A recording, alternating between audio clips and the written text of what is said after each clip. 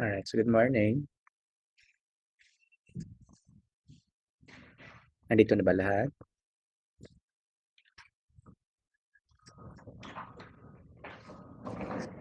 Hello, good morning. Sige, let's begin with a checking of attendance.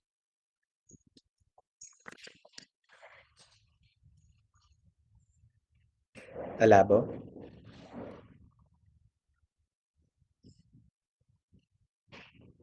Wala. Ansob? Alright. Antonio?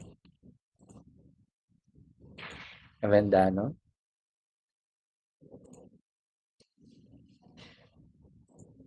Bagitan?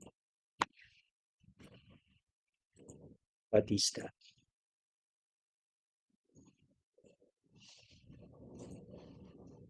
Bidayan? Bio?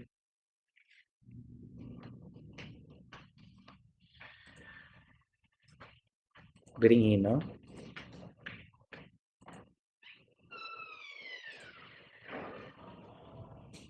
Briones? Clemente?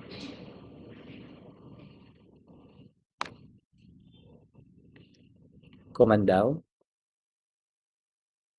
Credo?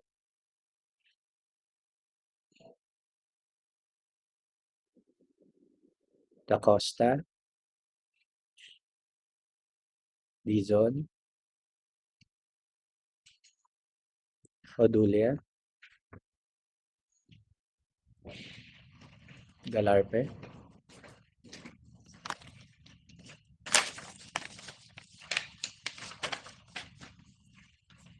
Guzman?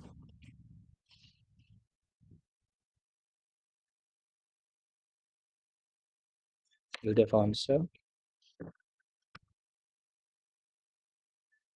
Infantado? Malacapo?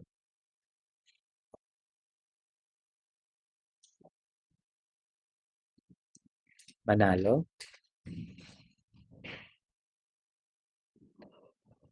Pangulabnan? Marukot? Mendoza? Aubrey? Mendoza Genjes?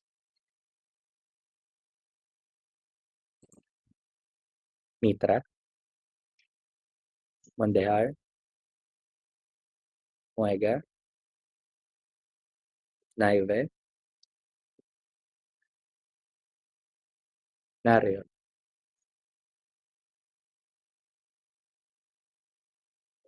Velasco? Obilio Hani? Kisha Obilio? Ortega? Pagunsan? Kainaga? Palermo? Pulangas?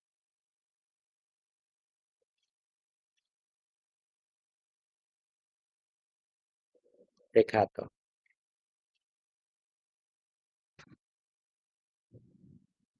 Recorba?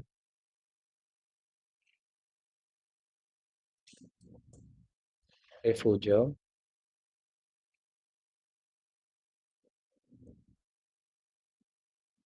Revelo? Rivera? Camille?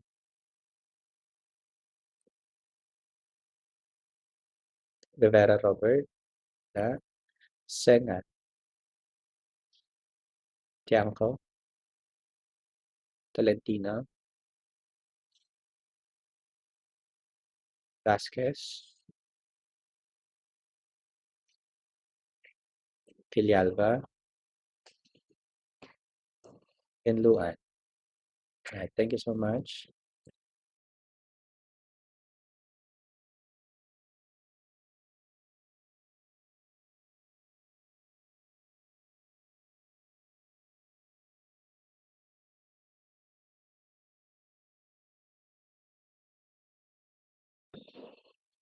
Okay, so RedTech, this will be our last topic before you take the midterms next on the midterm exam, on midterm week natin. So this will be about a topic, no? Topic na to will be the role of technological advancement and its play into our future, no? Where does it land when it comes to yung humanity, yung human experience natin, and yung technology, okay? Will there be a part of the future wherein yung ating human experiences can be replaced, no, by technologies na existing today or will be introduced in the near future. So that's gonna be the topic natin for today. And so I'll be presenting with you to the some of the perspectives ng mga authors, especially yung mga concept nila on how they see the future when it comes to technological use. Okay, so here's our learning outcomes. By the way, is my audio clear? Naririnig naman? Okay, sige. So for our learning outcomes, we'll be discussing how machines could become a higher power than humanity in the future, and then examining the emerging technological advancements that can potentially shape the future. So yun yung pinaka-topic natin. So I have here the first one. We have William Nelson Billjoy, or most of his colleagues, no, refers to him as Bill. So Billjoy. So he's an American computer scientist. His work were dependent on how computer works. Yung kanyang most of his career life ay doon sa kanyang love, no, in computer or in the machine, no.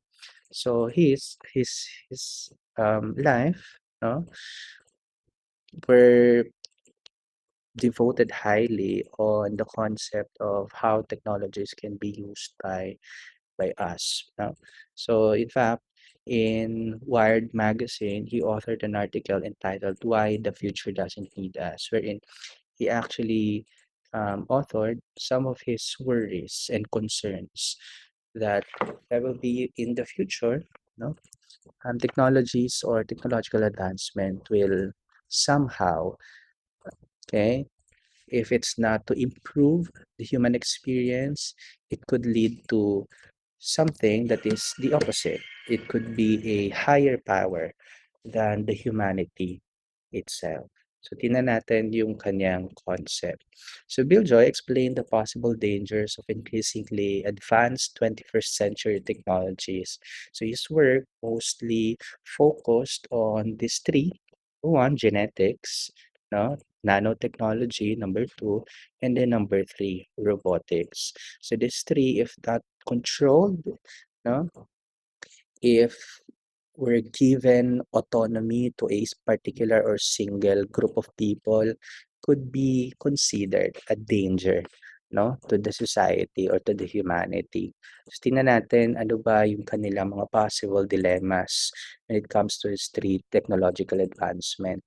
So beginning with genetics, genetics is a widespread form of technology that is used, no, not just here in the Philippines, but in some other parts of the world, most especially kapag yung mga countries that are well advanced in this kind of technologies. For example, yung usage ng genetically engineered type of mosquitoes that was employed in Singapore, no?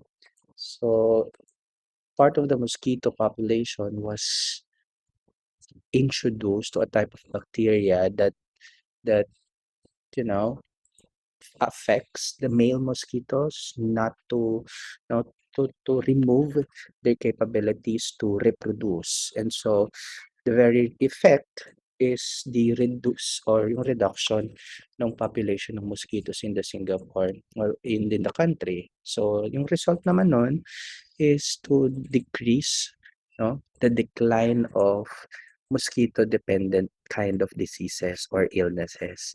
So in fact, the success of this type of genetic engineering in mosquitoes was adopted also by the United States of America, mostly in the states of Florida, wherein the type of climate is somehow similar with Singapore.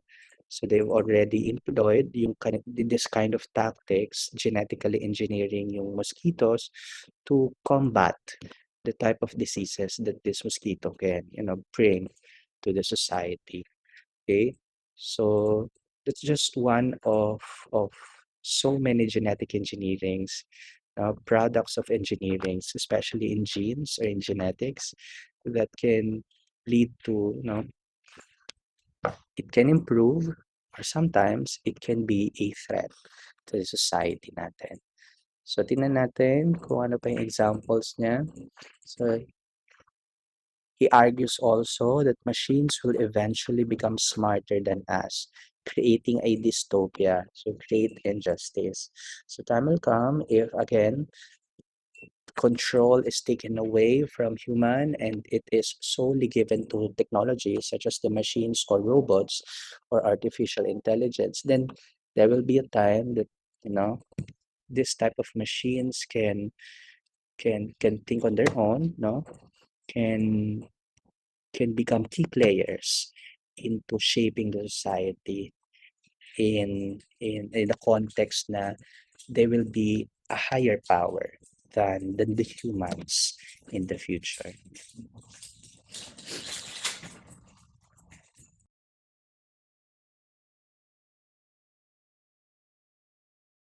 Right. So Bill Joy claimed that knowledge alone will make them potentially harmful to humans, and he cited the ability of nanobots to self-replicate, which could quickly get out of control. And so nanotechnology naman ito. Okay. So his article in summary points out that it is very necessary that scientific community, governments, and business engage in a discussion to determine the safeguards of humans against the potential dangers of science and technology. So yung pinaka-concern niya can be solved, no, if there is control, no, may control dapat, no, when it comes to this kind of technologies. Kasi without the control, no, yung concern niya, yung issues, yung worries niya into our future in an environment where technologies are very used by us, pwedeng mangyari yung ganong klaseng concern niya, where technologies can outrun, no, can govern yung society o yung tao mismo in the future. So another personality that has something to do when it comes to yung kanyang concept of how technologies and the future and technologies and the humanity can play into the future is C.S. Lewis, no? Clive Staples Lewis. He's a British writer, a literary scholar, and an Anglican lay theologian. So yung concept naman niya is that hindi he actually disagrees with the concept of scientism, wherein lahat ng bagay can be described or can be defined by science, no? He's very against with that kind of concept, no? Kasi if everything in this world can be described by science, then a group of people whose expertise lies greatly on science, for example, mga scientists, will be more powerful than other people. And so when it happens, no, if science can really explain everything, no, so yung mga taong to, mga scientists, can monopolize, no, can can have the power to manipulate and control other people. So yun yung concept naman ni C.S. Lewis. Okay, so yung turns out to be a power exercised by some men. So yung some men dito, he's actually referring to the people whose expertise is, in science. So yun yung concept naman niya. According to Francis Fukuyama, he's known as the author of The End of History and The Last Man, in which he argued that the progression of human history as a struggle between ideologies was largely at an end. No? So, lagi daw merong reason yung ating needs when it comes to the usage of technologies. In fact, in his authored, published, no, literary works, yung End of History and Last Man, published in 1992, these are three possible scenarios for the near future. No? Number one is the genetically enhanced intelligence, the gene regime, stem cell research, and three, yung mga uses natin ng psychotropic drugs. So ito yung mga three possible scenarios that can play sa future natin, wherein most of the humanities are highly dependent on these three. So number one, yung genetically enhanced intelligence. Ito, ginagamit na rin natin to right now, di ba?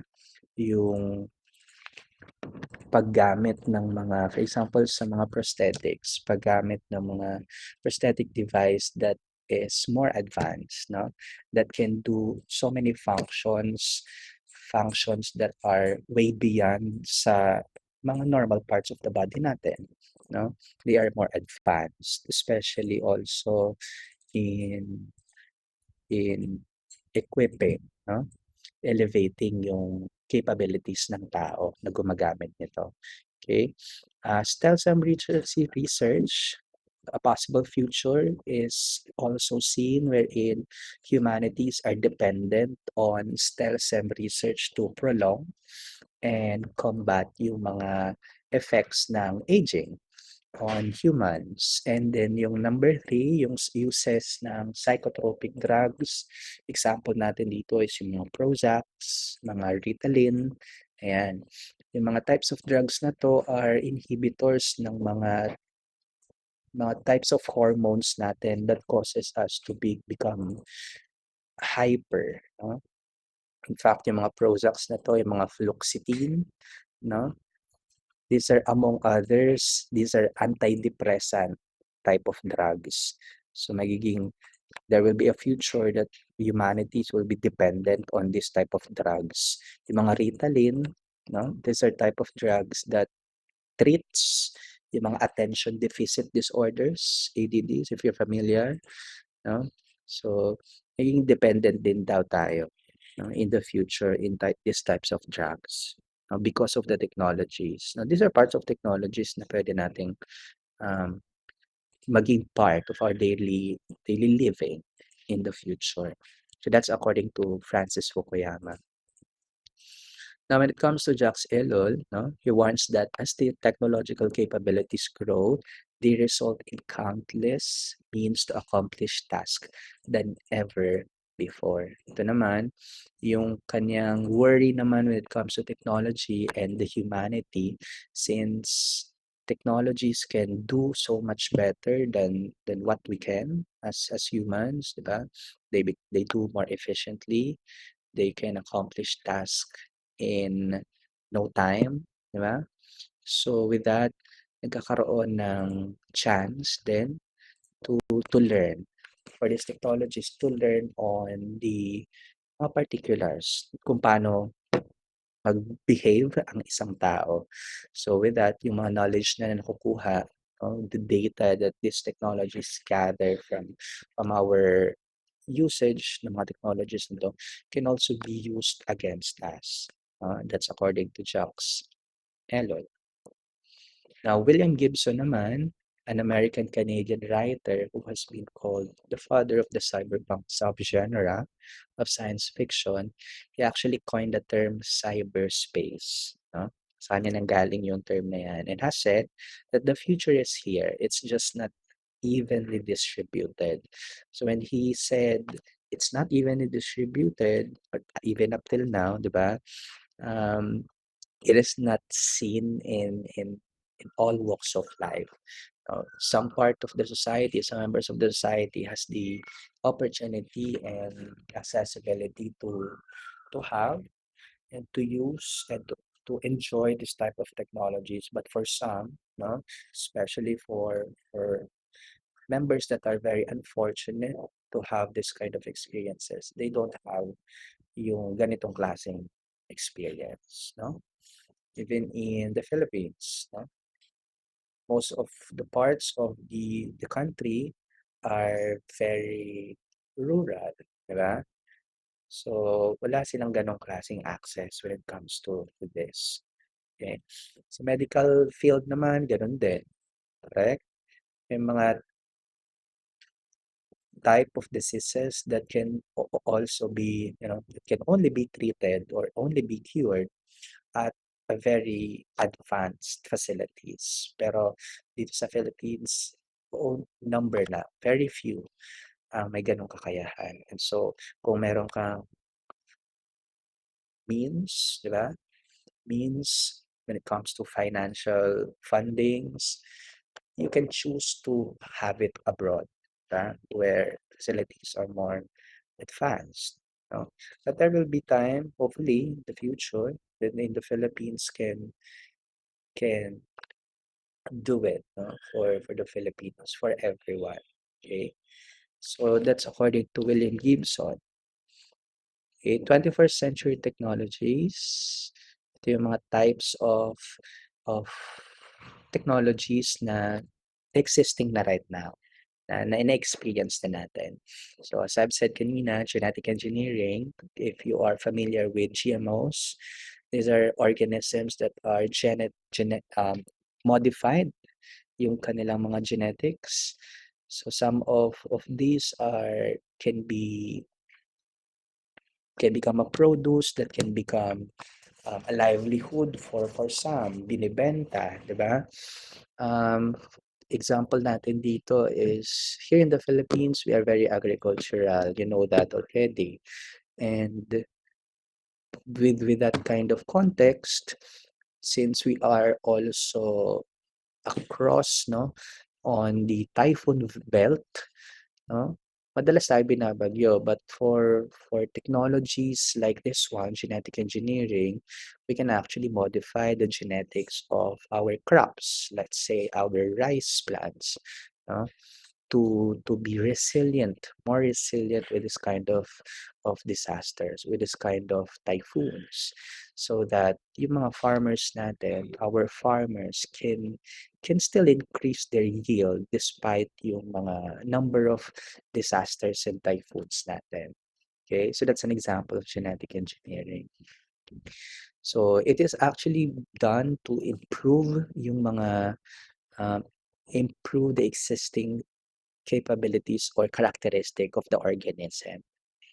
Okay. Genetic engineering can be seen or used in cloning and genetically modified organisms, and then yung mga gene therapy. Robotics naman is also an existing type of technology in the 21st century. It is an interdisciplinary research area at the interface of computer science and engineering. So it's a hand in hand, no? Work or fruit of labor between computer science and engineering. It also involves yung mga conception, design, manufacture, and yung pinaka-operation mismo ng robots. So these are characteristic of robots. Number one, robots all consist of a mechanical construction. So may mga parts yan that can function by number two using yung mga electrical components that control and power the machinery. So aside from yung mga wirings, aside from yung mga um, physical parts of the robots, it also needs yung mga programs. These are naman mga um, internet-based programs or yung mga programs from the computer science field to for the robots to function accordingly kung ano yung dapat niyang function. So these are types of robots that are already existing right now. Number one, pre-programmed robots. These operate in a controlled environment where they do simple monotonous tasks. So most of these robots are seen in industrial fields, no? Mga manufacturing facilities, factories, gumagamit na sila ng robots to speed up and make the work more efficient. no? For to save mga costings and so ginagamit na nila yung robots. What else? Humanoid robots. Humanoid robots from the term itself can act, can look, no? Can look like and or mimic human behavior. Yung mga nakikita niyong mga robots that has features like humans, they are called humanoid robots. So nakakapagsalita sila, they can, present themselves the way how we do it. So that's an example of humanoid robots. Autonomous robots naman, they operate independently of human operators. Yan, yung mga example natin dyan is the vacuum cleaners, the robot type vacuum cleaners wherein you just simply switch the power on and then let it do its thing. Diba?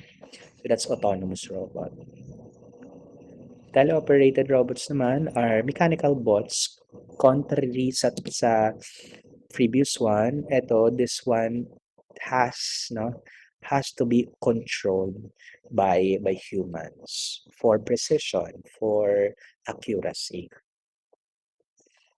Augmenting robots, these are type of machines or robots that can enhance current and human capabilities or replace the capabilities of humans may have lost. So yung mga prosthetic types, ito ng mga type of robots na pwede nating ma-acquire, no?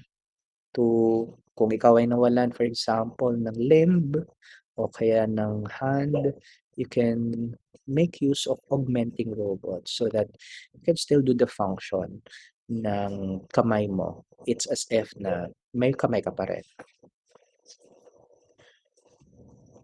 Okay, so let's now proceed sa nanotechnology. Nanotechnology man, it's the branch of science and engineering devoted to designing, producing, and using structures, devices, and systems by manipulating atoms and molecules at nanoscale.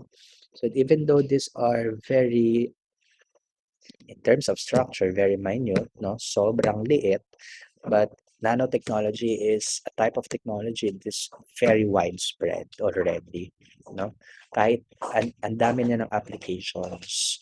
So example ng applications where nanotechnology are used, number one is in our sunscreen, clothing, furnitures, yan, mga adhesives, coatings for car paintwork, tennis balls, and then computers. They all use nanotechnology. AI, artificial intelligence. I am so sure na you are all familiar with this one. Artificial intelligence naman refers to a machines, but this kind of machines can respond, no? Can respond to stimulation consistent with traditional responses from human, no? Given the capacity for contemplation, judgment, and intention. Okay, so kaya nilang ibigay sa iyo, no? They can already give you everything, no? That you ask, and especially if that's, type of question na gusto mong sagutin, if you wanna make something more clear or you wanna clarify anything, pwede mong gamitin si artificial intelligence for that. And that can assist you to do that kind of thing. So, depende on how you use it, no? Yung intentions mo, that's gonna play on how artificial intelligence can be beneficial for you or can be against you. So Alan Turing is the personality that's behind AI or artificial intelligence. He established the fundamental goal and vision of artificial intelligence. So it is the attempt to replicate or simulate human intelligence, but this time in the form of machines. Stuart Russell naman and Peter Norvig, okay, their works were to improve more on the artificial intelligence, and that is by clearly defining the AI itself, no? Thinking rationally, thinking humanly, acting rationally, and acting humanly. Okay? So yun lang yung kanilang mga, those are the aspects where we can clearly separate yung human capabilities when it comes to thinking and yung AI, yung artificial intelligence natin. Artificial intelligence na very available na, 'di ba? Online, sa internet.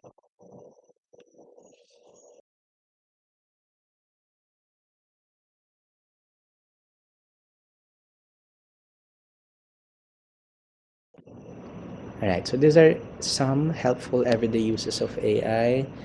So isahin ko lang, number one, Google Maps and ride-hailing applications, they are already using AIs for fast navigation and clear navigation. They can already know, no, from distance or from kilometers away where parts of the roads are mostly traffic or congested with vehicles, and they can also, no, suggest ways, suggest faster routes, no, for the drivers.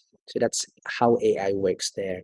Yung face detection and recognition, usually mga cellphones ninyo, you have this already, and it can also be beneficial, no, to avoid yung mga privacy leak, no, para kayo lang yung merong um, access. Okay? Text editors or autocorrect, ayan, especially kapag nagmamadali kang mag-text, you can actually enable this on your phone so that, no, the phone itself or the AI itself can help you to correct any misspelled word. Search and recommendation algorithms, ayan, kapag nanood ka, for example, sa feed mo ng video on cats, for example, yan, cats or puppies, pansin mo that algorithm is flooding you with videos or mga pages that is with or that has something to do with cats or puppies. Kaya ganun siya gumagawa. Chatbots naman, ayan, digital assistant, social media, e-payments, they are now already using AI. So what are the potential risks of these technologies to the society? Number one, devaluation of humanity. Kagaya na nasabi ko kanina, kagaya na nasabi ng isang personality kanina, no? That since this technology are growing in terms of the knowledge that they gather from us, they can later on, okay, number two, decrease in demand of human labor. Pwede na tayong mapalitan, no, ng mga robots, ng mga computer intelligence, ng mga computer programs, no? So, pwedeng mangyari yan. Okay? Evaluation of humanity, taking away, madadeprive yung experience natin as human, no? With the use of robots, with the use of any technologies that na-discuss natin ngayon. Number two, decrease in demand of human labor connected to number one. And the increase in the number of robots can be one reason why some of these, let's say, mga entrepreneurs, mga business, or mga fields will no longer require human labor if robots, no, on the other hand, can do the work more efficiently, no, more within the time bound, no, time constraint. So yun yung downgrade then, yung downside then, another downside of having these technologies to the society. Number three, high cost of creation. Yan. Medyo iilan lang, no, ang merong kakayahan to have and to access this kind of technologies. Ethical issues is one, social isolation, and then environmental problems as well. These are emerging technologies that will shape with the future. Okay? Ito yung mga type of technologies that can be introduced, no, to us in the near future. Some of these are already here, but some of them are, is predicted to be part of our future. Number one, electrical or self-driving cars. This is already happening. May mga ganito na. Diba? Are you familiar with mostly yung mga first world countries, yung mga highly developed countries. Diba? Meron na silang mga ride-hailing cars that automatically drives or self-driving cars. And meron na yan sila. Mga robot butlers, and assistant robots, flying cars. I don't know if you're familiar with um, cars that are operating, no? Kahit hindi on, levitating cars. Space tourism is a concept that is already being talked about right now. Okay, colonization of the other planets, wearable screens, 3D printed food and metal, yung transition from 5G to 6G connectivity, re-engineering and recycling, yung mga high-rise farms, no? Usage of buildings to make more farming, lab-grown meats, robot soldiers, roads over rivers and seas, yung mga holography, and then body implants prosthesis. Okay, here's our examples ng mga technologies that will emerge, that will shape our future.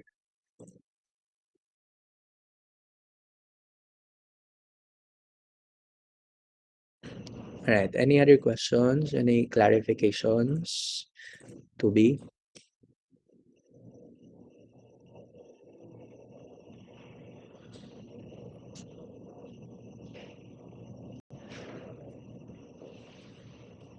Wala naman. Alright, yung mga kakapasok lang. Okay. Yung mga hindi natawag kanina during that attendance o yung mga natawag ko pero hindi nakapag acknowledge ng kanilang presence. Okay. Paki-type na lang din dito sa chat box. Now, kung wala ng tanong or walang clarification, this will be your last output for the midterms. And this will be an individual activity. So this will be your individual work 6. Your task is to list down, enumerate lang 5 instances in our history where science and technology became a failure or a threat to human beings, and then discuss them briefly. So you can write, your own individual work 6 and then upload it on the drive that I'll be, yung ginagamit nating drive link for all your submissions. Okay? So, have a screenshot of the task, and then the deadline will be this week.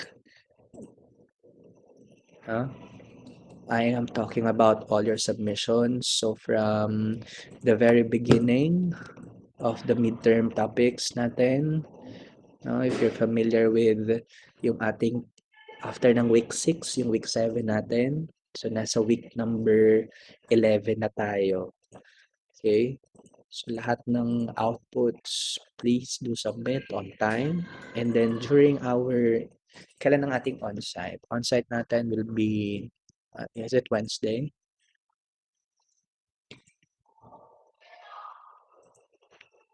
Yeah. Sige, Wednesday, since wala na tayong topic, I will be giving you all the time on Wednesday for you to prepare on your midterms exam. Okay? And so, I will be collecting na lang the attendance on Wednesday. Who's the representative? Pwedeng kunin yung alright, bring in, no? Take a picture of the screenshot or take a picture of the attendance ninyo, no? And then isend mo sa class natin doon sa chat natin. Okay? Para meron akong copy ng inyong attendance on Wednesday. So I will not be around sa Wednesday, but please make sure na to use it to prepare for your midterms week. Okay? Sige po. So kung wala ng tanong, you are free to go and then you can now start doing yung ating individual worksheets for the rest of for the remainders natin sa time natin. Sige, I'll see you next time. Huh? And then good luck sa exams ninyo.